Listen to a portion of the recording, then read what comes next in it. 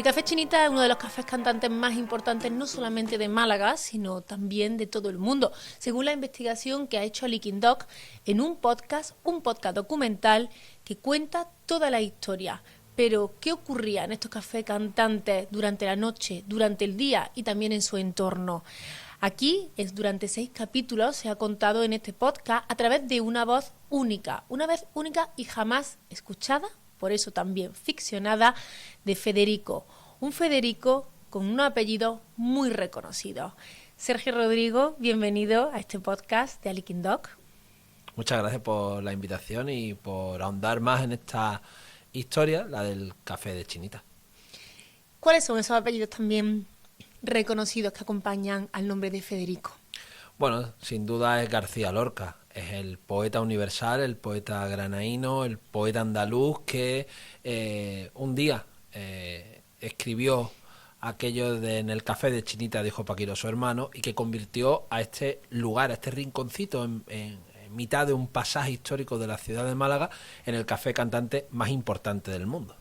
Federico García Lorca es el hilo conductor de esta historia, pero realmente este podcast habla de los cafés cantantes. Para quien no conozca qué es un café cantante, qué es y dónde está el café de Chinita, sitúanos. Bueno, los cafés cantantes surgen a mediados del año 1800, principalmente en Francia, en París, los conocidos como los cafés chantant, que son los cafés cantantes, los cafés teatro, que se exportaron al resto del mundo. Y inspirado en aquellas grandes galerías que iban surgiendo en Europa, pues se construyó este pasaje de Chinita, que era un antiguo convento, y se albergó un café, una especie de teatrillo que con el paso de los años llegó a convertirse en un café cantante. Un lugar porque hay que recordar que en aquella época no existían los gramófonos, no existían cómo poner música en un local. La única forma de escuchar música era en directo. Y el café de Chinita, que se crea en 1857, lo que hace es justo eso, traer artistas a actuar. ¿Qué pasa? Que aunque esa música cha-cha-cha, esos teatrillos y demás que se exportaban de Europa, aquí no era tan efectivo. Aquí lo que ocurría era el flamenco. El flamenco con mayúsculas, porque los cafés cantantes lo que permiten es que los cafés, el flamenco se convierta en profesión y que además los palos, las estructuras, los tablaos, todo lo que conocemos hoy del flamenco prácticamente se consolidan en estos espacios, unos espacios que dan por primera vez la oportunidad a aquellos que vivían en los barrios y en los pueblos de Andalucía a ir y subirse a un tablao. A mí se me viene a la cabeza, en mi imaginario, ¿no? Conforme te estoy escuchando, lo que aparece son los tablaos flamencos que hoy conocemos en las cuevas de Granada, por ejemplo, o incluso los cafés literarios, que sí estamos más acostumbrados a verlo en el cine, a verlo a leerlo en novelas, pero sí que es verdad que esos cafés literarios también lo que pensamos, o como se nos ha presentado siempre, es como hombres de la alta sociedad que ocupaban estos espacios. Los cafés cantantes es lo mismo, pero con otro tipo de arte y de gente. Es todo lo contrario Vale. a lo clásico, es decir, en los cafés cantantes estaba el popolo, estaba el pueblo, eran los lugares, digamos, más transversales de la sociedad. Era donde el jornalero acababa su jornal, donde incluso aquellos que salían de la fábrica iban a tomarse el vino. Era un espacio público y un espacio además en el que estaba principalmente representada todos los aparatos de la sociedad, incluso gobernadores, policías, todos iban al café cantante a escuchar el flamenco y luego al día siguiente salía en la prensa y veíamos cómo esas trifurcas o esas revueltas o incluso los cerraban X dirigentes políticos que durante la noche habían estado en el café conociendo toda esa historia.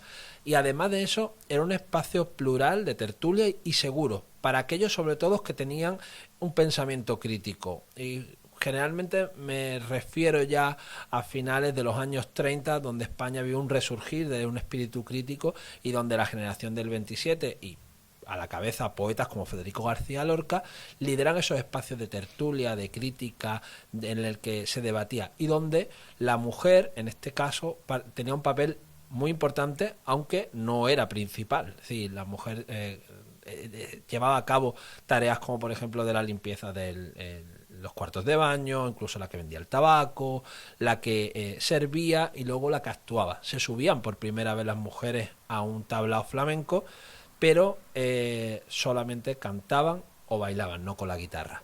Algo que llamaba mucho la atención es que a las mujeres no se les pagaba igual que a los hombres. Qué curioso que hoy siga ocurriendo lo mismo, ¿no?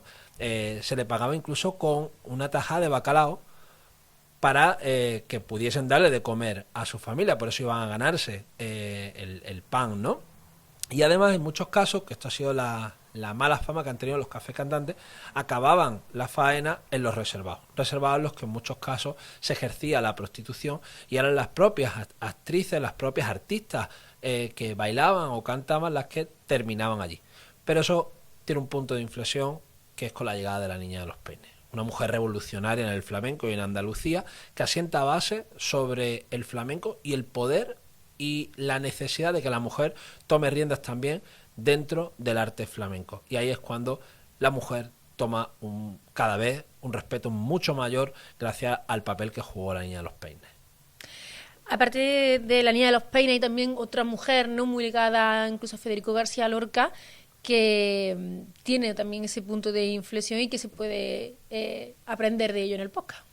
Sí, incluso se va a escuchar de forma inédita una canción de La Niña de los Peines, una canción que nos ha cedido el Museo de la Peña Juan Breva, la peña flamenca más antigua del mundo, que participa en este documental y que nos aporta con esta música otra parte de lo que ocurría, porque claro, ya conforme pasaron los años ya empezaron a llegar los grabófonos, los discos de pizarra que se pueden ver en el Museo de la Peña Juan Breva, pues algunos de esos sonidos inéditos aparecen en el podcast. Escuchamos a La Niña de los Peines, a Juan Breva y ahondamos en los artistas, los grandes artistas que pasaron por el Café de Chinita y por el resto de cafés cantantes de Andalucía.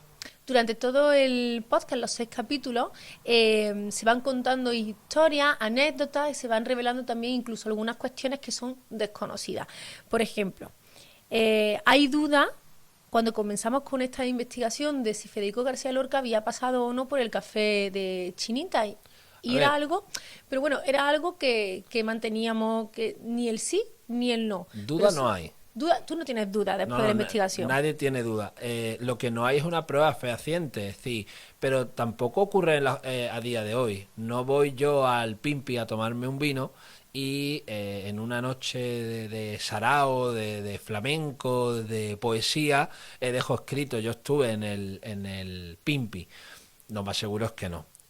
Pero Federico García Lorca era imposible que no estuviese en el Café de Chinita, porque era un niño cuando él ya en su casa ya está escuchando el Café de Chinita. ¿Y cómo llega a esa conclusión?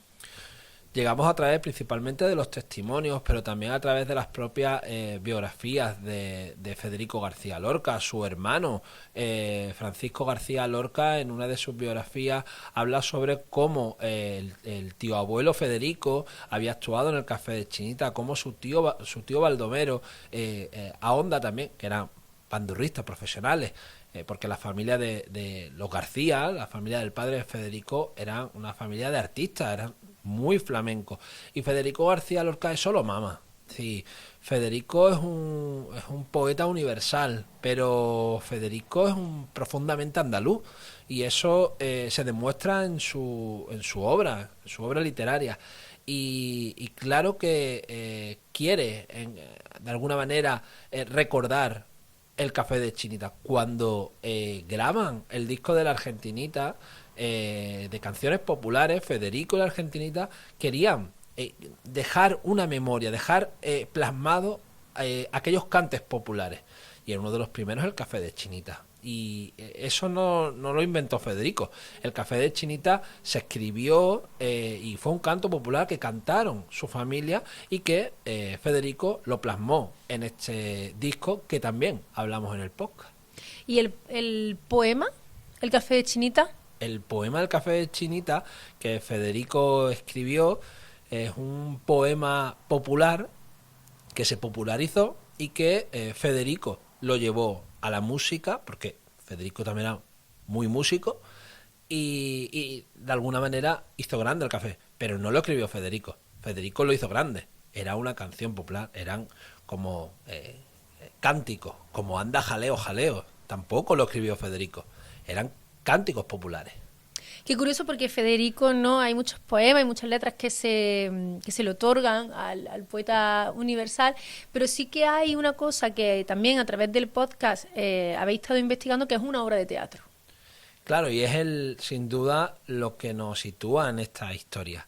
La ficción del podcast del Café de Chinita es un Federico en Málaga, en el Hotel Caleta Palace, al final del Paseo de Reading, en la Caleta, en Málaga. Se encarga de él, convertido en duende, una especie de fantasma, invoca a un escritor o una escritora que escucha el podcast a que escriba este poema del Café Cantante. Es un poema que se escribió en forma de teatro y que Federico García Lorca lo llevó hasta la mismísima actriz Carmen Díaz, la actriz sevillana. Se lo llevó en enero de 1936 a Zaragoza, donde estaba actuando la actriz. Allí se lo dejó en una mesita de noche y ella lo contó luego a la prensa, porque Federico ese año fue asesinado en Granada, concretamente el 18 de agosto. Pero justo antes de acabar, un teatro insistió la actriz que lo tenía obsesionado, y era el poema del Café Cantante, un teatro en el que no hemos podido acceder y en el que, sin duda, y aquí no nos cabe la menor duda, porque en este podcast participan gente muy ligada a la figura de Federico García Lorca, pero también muy ligado a la familia, porque la propia Laura García Lorca participa en este documental, y este teatro que nunca vio la luz es sin duda el reflejo de lo que estaba pasando en los cafés cantantes, y no me cabe la menor duda que el Café de Chinita influenció a Federico en todos sus puntos, y sobre todo porque el Café de Chinita fue universal también, fue el café cantante más importante del mundo. Sí, dio la vuelta al mundo, y tal es el caso que en Estados Unidos, cuando la argentinita, ya en el exilio, se encarga de llevar a cabo una obra de teatro que estuvo durante años girando por los Estados Unidos y cuyo decorado, se llamaba el Café de Chinita, y cuyo decorado lo hizo Salvador Dalí. Es decir, ¿quién pudo enseñarle a Salvador Dalí el Café de Chinita? Yo creo que solo su mejor amigo, Federico García Lorca. Este podcast tiene también mucho de personal tuyo, ¿no? Como director del Café de Chinita, no llega a este podcast por casualidad, sino que hay una semillita de memoria histórica que te une al Café de Chinita. Sí, este es un documental de memoria. Y es un documental que además surge cuando yo sufro una pérdida personal, que es la de mi abuelo, hijo de la desbandada, hijo de la huida a Almería. Mi abuelo me contaba que cuando era pequeño le preguntaba a su madre: oye, mamá, ¿por qué todos tenéis en el DNI Málaga, Málaga, Málaga y yo tengo Almería? Y es que él nació en Almería porque su familia se tuvo que refugiar de las tropas italianas, alemanas y las tropas de Queipo de Llano que llegaron a Málaga. Fue en febrero del 37. Y justo da la casualidad que el Café de Chinita cerró en febrero de 1937.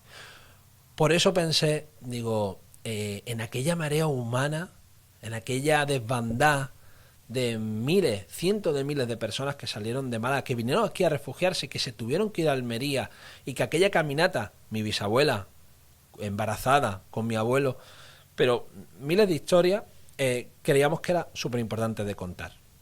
Es una historia de memoria de un café cantante, pero que tiene un trágico final, que es el peor episodio de la guerra civil, que es la desbandada, que es la huida de Málaga a Almería. Y es también un ejercicio de memoria, participan algunos testimonios inéditos de personas que vivieron aquel episodio, ya no viven. Mi propio abuelo participa en el podcast con una de sus entrevistas, otro superviviente de la desbandada. Y bueno, es un podcast donde también hemos tenido muchos testimonios históricos, como el fallecido periodista Guillermo Esmerdú, que ha fallecido recientemente, y que cuenta también cómo fue el Café de Chinita, o el propio Fosforito, uno de los grandes del cante flamenco, que además vivió la guerra y que conoció los cafés cantantes de Málaga. Sergio, a partir de ahora, ¿dónde podemos escuchar este podcast? Bueno, este podcast documental del Café Chinita ya está disponible en Spotify y el resto de plataformas de audio y pueden escucharlo de forma gratuita porque es un podcast que ha contado con el apoyo del Ministerio de Cultura, las ayudas al podcast y en el que, bueno, pues podrán disfrutar en 6 capítulos de aproximadamente unos 25 minutos, pues toda la historia del café cantante más famoso del mundo, el café que le puso nombre Federico García Lorca y donde el flamenco pues se hizo profesión. Muchas gracias, Sergio. A vosotros. Soy más valiente que tú. Soy más valiente que tú. Soy más valiente que tú. Soy más valiente que tú, más torero y más gitano.